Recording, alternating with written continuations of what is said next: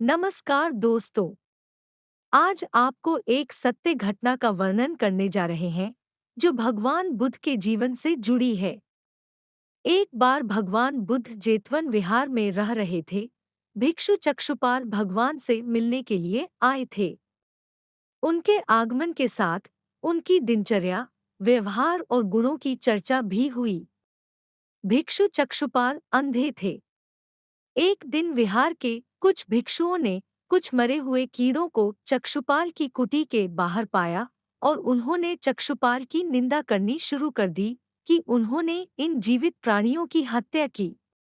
भगवान बुद्ध ने निंदा कर रहे उन भिक्षुओं को बुलाया और पूछा कि क्या तुमने भिक्षु को कीड़े मारते हुए देखा है?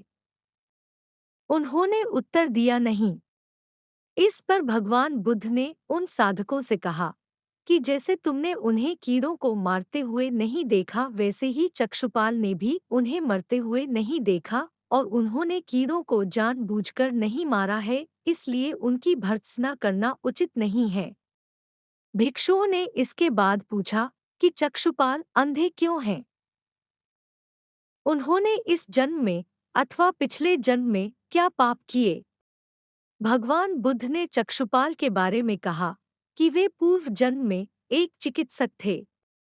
एक अंधी स्त्री ने उनसे वादा किया था कि यदि वे उसकी आंखें ठीक कर देंगे तो वह और उसका परिवार उनके दास बन जाएंगे। स्त्री की आंखें ठीक हो गईं, पर उसने दासी बनने के भय से यह मानने से इनकार कर दिया। चिकित्सक को तो पता था कि उस स्त्री की आंखें ठीक हो गई हैं। वह झूठ बोल रही है। उसे सबक सिखाने के लिए या बदला लेने के लिए चक्षुपाल ने दूसरी दवा दी। उस दवा से महिला फिर अंधी हो गई। वह कितना ही रोई पीटी, लेकिन चक्षुपाल जरा भी नहीं पसीजा। इस पाप के फलस्वरूप अगले जन्म में चिकित्सक को अंधा बनना पड़ा। इसीलिए कहा जाता है कि अपने कर्मों में इंसानियत धर्म जरूर रखना चाहिए। कैसी लगी आपको हमारी यह कथा?